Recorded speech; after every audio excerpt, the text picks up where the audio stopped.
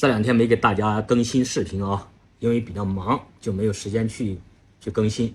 有时候送货呢，我们的粉丝不喜欢让我拍，啊，就是说低调，有时候都是我自己呢，私下拍的。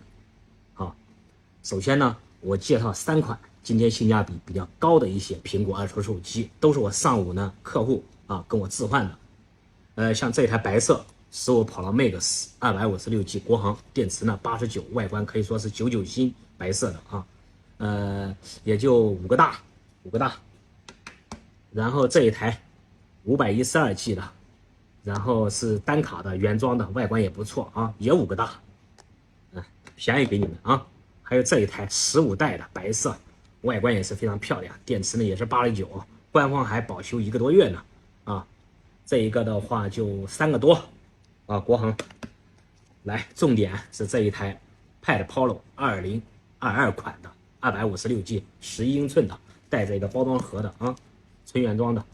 到时候这个4个大，这个才几百块，2018款128G 几百块，喜欢的抓紧了啊，就这么一台。